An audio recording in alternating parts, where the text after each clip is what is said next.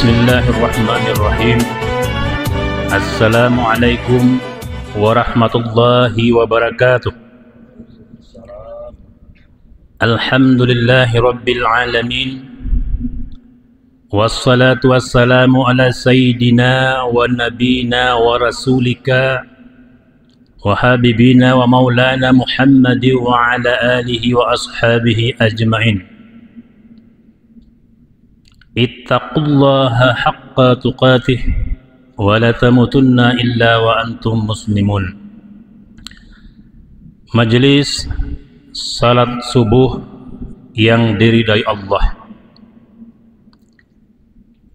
Kita awali kajian kita pada subuh yang berbahagia ini dengan sebuah narasi, atau yang ada juga yang menyebutnya dengan sebutan hadis qudsi. Kuntu khanzan makhfiyan fa'aradtu an u'rifa fa khalaqtul khalqa. Allah berfirman, saya adalah khazanah, perbendaharaan yang tersembunyi. Fa'uridtu an u'rifa, maka aku hendak dikenal. Fa khalaqtul khalqa, maka aku menciptakan makhluk. Di beberapa ayat, di salah satu ayat Allah Subhanahu wa taala menyatakan, berfirman, A'udzubillahi minasyaitonir rajim. Bismillahirrahmanirrahim. Wa ma khalaqtul jinna wal insa illa liya'budun. Aku tidak menciptakan jin dan manusia illa liya'budun, kecuali untuk mengabdi kepadaku, kecuali untuk beribadah kepadaku. Sidang jemaah subuh yang dirahmati Allah,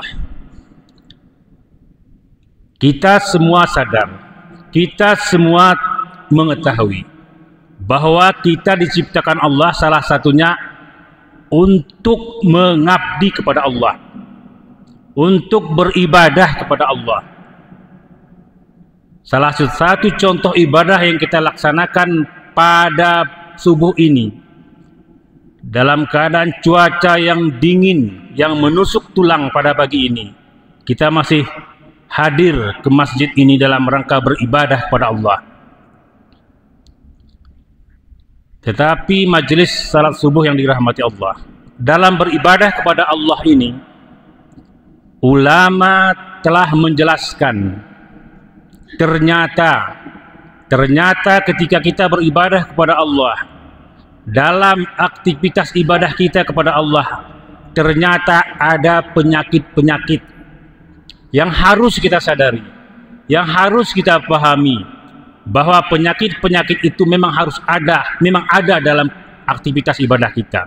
Sadar tidak sadar, itu kita lakukan terkadang. Sayyid Muhammad Nuh dalam salah satu bukunya, Afatun 'ala Tariq, yang buku ini telah diterjemah ke dalam bahasa Indonesia dengan judul Menggapai Ridha Ilahi. Beliau di sana menjelaskan beberapa penyakit dalam ibadah ini, dalam beribadah. Beberapa penyakit dalam beribadah. Pertama, beliau menyebutkan urutan pertama dengan sebutan futur.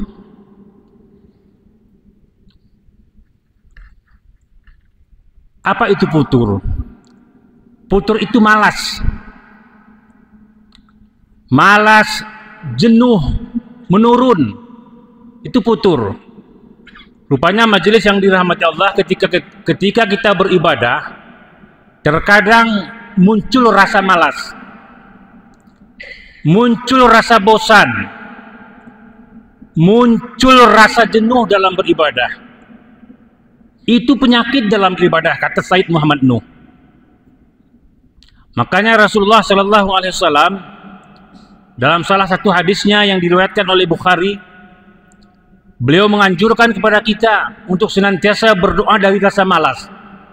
Karena Rasulullah sallallahu alaihi wasallam yaqul, Allahumma inni a'udzubika minal azzi wal kasal.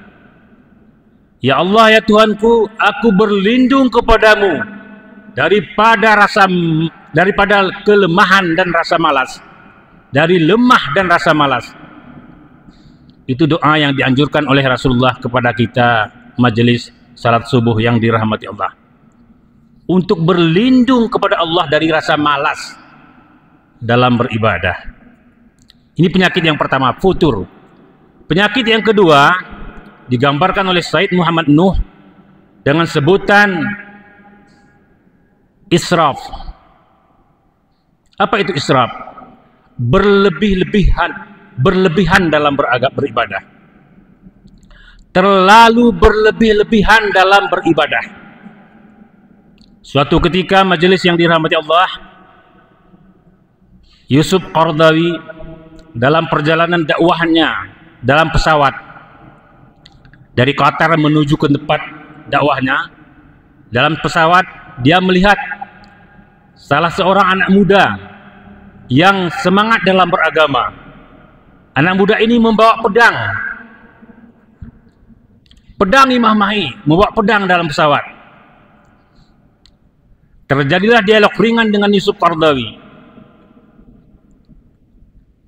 Singkat cerita, Yusuf Qaradawi menanyakan kepada pemuda yang semangat dalam beragama ini. Dari penampilannya, pemuda ini semangat dalam beragama, tinggi gairahnya dalam beragama. Yusuf Qaradawi bertanya, "Hana timahku pedang, kenapa kamu membawa pedang?" Pemuda ini menjawab, "Ini adalah salah satu sunnah Rasulullah. Karena Rasulullah dulu sering membawa pedang." Yusuf Qaradawi menyatakan, "Itu dulu." Majelis salat subuh yang dirahmati Allah. Dalam salah satu hadis yang diriwayatkan oleh Muttafaqun alaih, dinarasikan ada 3 kelompok orang yang mendatangi istri Rasulullah. Mendatangi istri Rasulullah 3 kelompok orang untuk menanyakan kepada istri Rasulullah, bagaimanakah ibadah Rasulullah. Ketika istri Rasulullah menjelaskan tentang ibadah Rasulullah kepada 3 kelompok orang ini, 3 kelompok orang ini saling bertanya di antara mereka.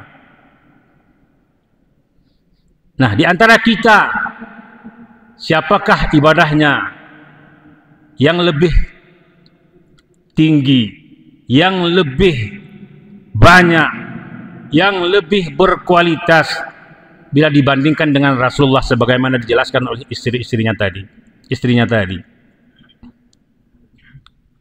Satu kelompok menyatakan, "Aku senantiasa salat sepanjang malam." Sepanjang malam dia melaksanakan salat. Satu kelompok lagi menyatakan, "Aku senantiasa berpuasa sepanjang tahun. Setiap hari aku berpuasa."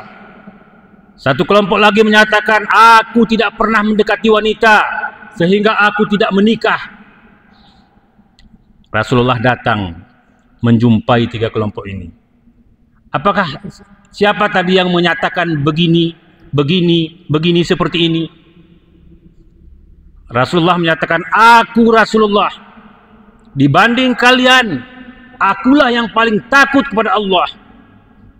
Aku Rasulullah, dibanding dengan kalian, aku yang paling takut kepada Allah. Tapi aku puasa, aku juga berbuka. Aku salat malam, tapi aku juga tidur. Aku juga menikah." Majelis yang dirahmati Allah, ini gambaran dari hadis tadi tentang orang yang berlebih-lebihan, terlalu berlebih-lebihan dalam beragama. Padahal Allah menyatakan, yuridullahu bikumul yusra wa la yuridu bikumul usra. Allah menghendaki kemudahan bagimu, Allah tidak menghendaki kesulitan bagimu. Jadi berlebih-lebihan dalam beragama adalah penyakit, dan itu tidak disunnahkan oleh Rasulullah sallallahu alaihi wasallam. La yukallifullahu nafsan illa wus'aha. Allah tidak membebani seseorang di luar kemampuannya.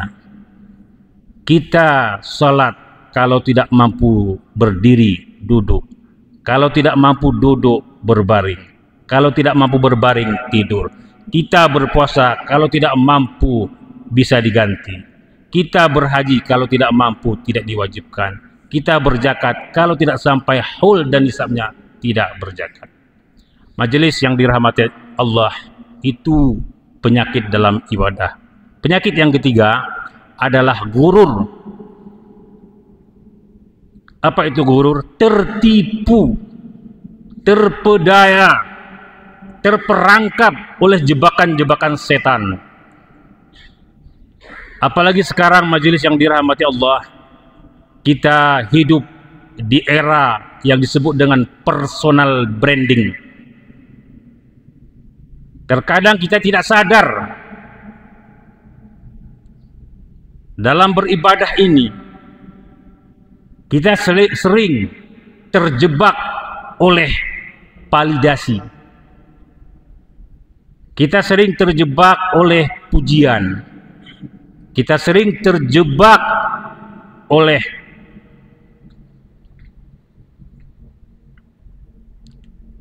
pujian dari orang lain. Dan terkadang itu kita harapkan. Majelis yang dirahmati Allah, pujian, validasi, kalau itu tujuan kita dalam beribadah, maka nilai ibadah kita tidak ada sama sekali. Untuk itu majelis yang dirahmati Allah, berhati-hatilah kita terhadap penyakit-penyakit dalam beribadah ini. Masih banyak penyakit-penyakit yang lain. Saya pikir majelis yang dirahmati Allah, pada pagi yang berbahagia ini cukuplah 3 penyakit ini yang dapat kita jelaskan satu persatu. Seperti di awal tadi, pertama, futur, malas. Yang kedua, israf, berlebih-lebihan dalam beragama, dalam beribadah. Yang ketiga, gurur, tertipu oleh pujian, oleh sanjungan, oleh pengakuan dari orang lain, sehingga menyebabkan kita bangga dan kagum terhadap ibadah yang kita lakukan. Marilah kita tutup kajian kita pada subuh yang berbahagia ini dengan doa sebagaimana diajarkan oleh Rasulullah sallallahu alaihi wasallam tadi. Allahumma rabbana inna na'udzubika minal ajzi wal kasal wa na'udzubika minal jubni wal bukhl wa na'udzubika min ghalabatid daini wa qahrir rijal. Wabillahi taufiq wal hidayah. Wassalamualaikum warahmatullahi wabarakatuh.